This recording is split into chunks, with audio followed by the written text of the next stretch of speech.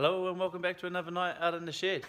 As you see behind me, I've just put first coat of paint on the splitter. She's pretty much finished now, and bolts on pretty easy, so that's all good. The car is absolutely covered in dust because I took the A-frame for a test drive, or test tow. Worked really well. I'm quite surprised how much rougher it is compared to towing a trailer. Like when you tow a trailer, obviously the suspension in the trailer and all that will absorb a bit, whereas when you're just towing it with an A-frame, you can like feel how hard the suspension is in the car, and it just kind of bangs around a little bit.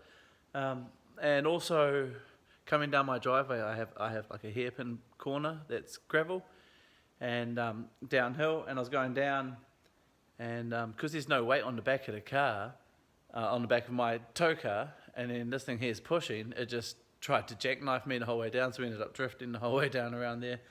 So that was a bit of a hairy moment, but there's not too much I can really do about that. Maybe have a big toolbox in the back whenever I tow it, which is what's going to happen anyway. So hopefully that little bit of extra weight will help and go a bit slower in places like that. Other than that, it towed really well. Pretty happy. Just got to get a light sorted. The wiring for the light sorted and get that all going. So hopefully I might do that this week or next week. Unfortunately the Forum Rotaries Jamboree has been cancelled, which is pretty shit. So I won't be putting it into the show. So that's kind of good. I can now just concentrate on testing. There's a test date in September, which I'm going to try my best to get to. Whether or not I do is another story. So I just got a few things to do for that, and yeah, I'll get into that. Firstly, when I towed it, you see all the dents there in the aluminium plate, and same as on that side there. They're all stone chips that have come flying up from my tow car. So I'm going to have to put some sort of shield on my A-frame to stop that from happening. I've got a couple of designs in my head, so I'll give that a go and see if we can stop that from destroying the front of my car. Yeah, also I picked up a pair of teen adjustable camber plates. They're off an Evo 5. Currently all the suspension in my car is from an Evo 5. I just had to modify the bottom of the rear struts. And from what I'm aware, these do fit, but you just have to make the holes, massage the holes in the strut tops there a little bit bigger to make them slide in perfectly. And I have a feeling that the spherical bearings that are in here have a different inside diameter. So I'm going to have to get some new spherical bearings, but I'll have to get those ones out first, which might be an absolute nightmare. So yes, so the splitter.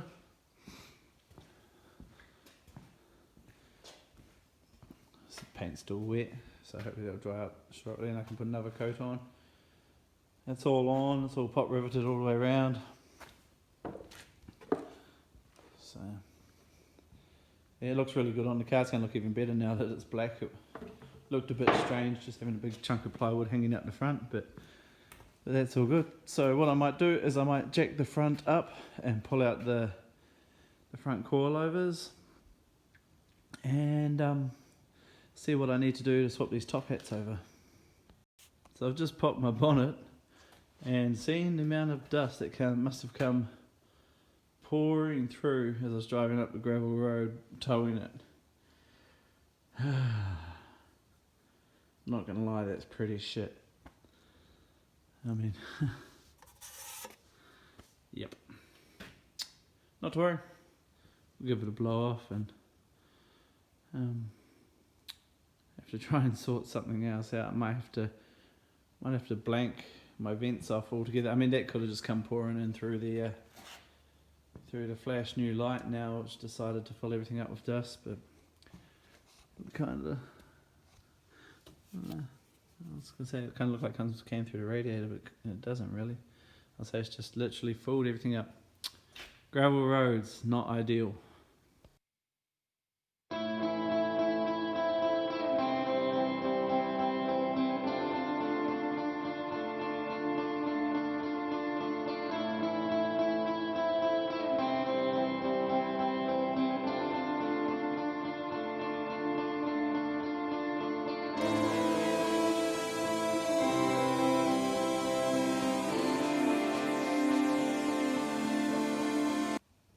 Alrighty now, so I have put the top hat up on that side, and if you can see here, this wheel here actually has a little bit of positive camber, and now this wheel over here has some negative camber. I don't know if you can actually see that or not, if it's coming up or not, but yeah, so at least now I have some camber adjustment where I didn't before. It was just stuck on. I machined out the holes just a touch, but one of the issues I do have is this, like that, the top of the HKS, because my coilovers, I should have actually taken some photos while it was out. Okay. The coilovers themselves are HKS coilovers, and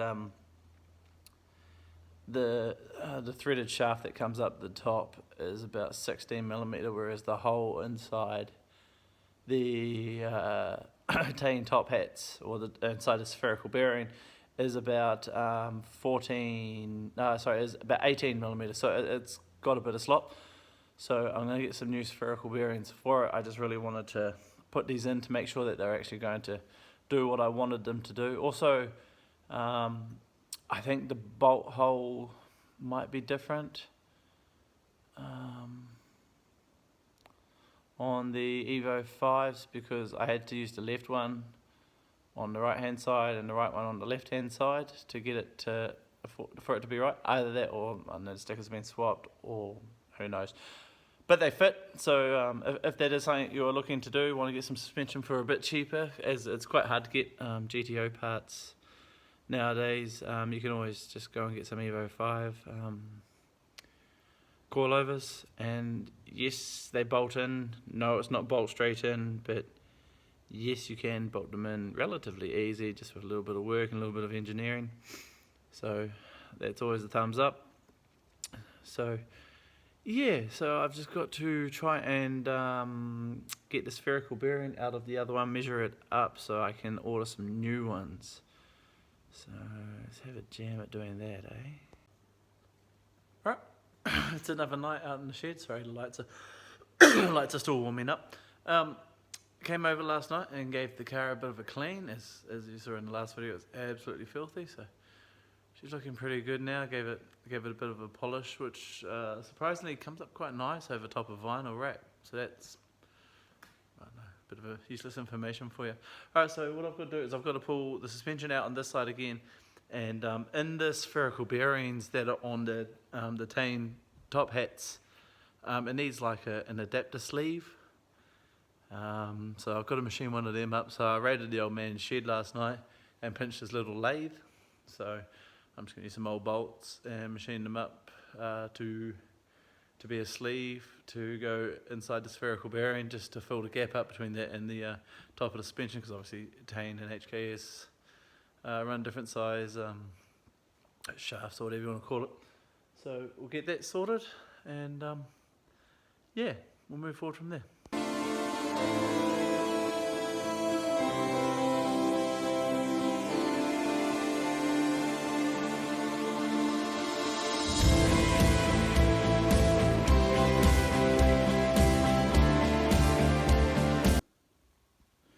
Okay, so with the holes up in here, you can see I've just ever so slightly elongated them, not much, but just enough to get the tane top hats in, or the Evo 5 top hats more than anything. Yeah,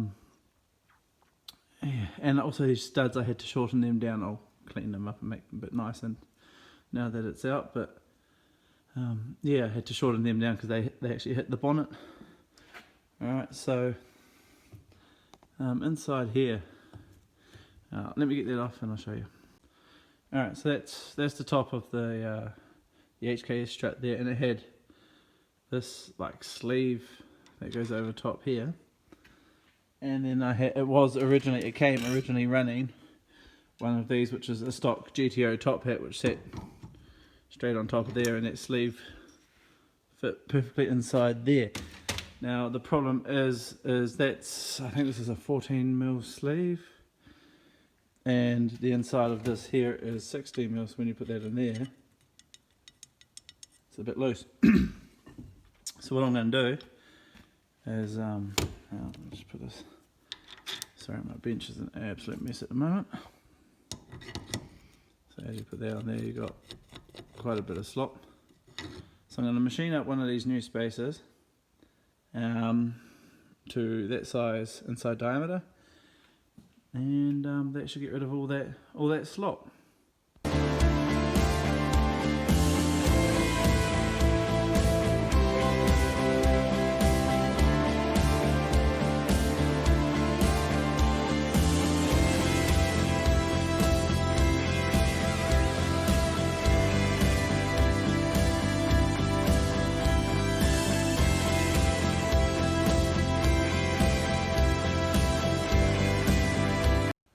Alright, so there's the machine sleeve on top now, and we put this on now.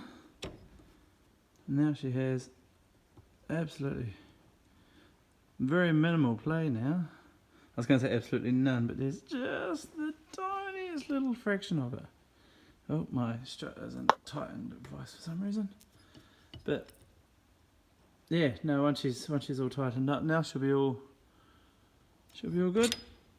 So, very happy with that. Came out pretty good. Took a bloody long time just to machine this little spacer up, but that little lathe over there was struggling quite a bit, but we got it done. So, I'll get this one back together, get it back in the car, and I'll probably attack the other one tomorrow night. Alright, so that's going to be it for this week's episode. Yeah, probably tomorrow night, tomorrow I'll be editing this video and getting it out so you guys can watch it. And then probably the following night I'll get the other one done. Other than that, I don't think I'm going to have much footage for you for next week because not really much is happening. So I might just not do a video next week, and then hopefully the week after I can figure out something to do. Yeah, well, thank you very much for watching. I hope you enjoyed the build, and I'll obviously put a video up when I go do some track days and that. I think there's one scheduled early September. So yeah, thank you very much for watching, and we'll catch you later.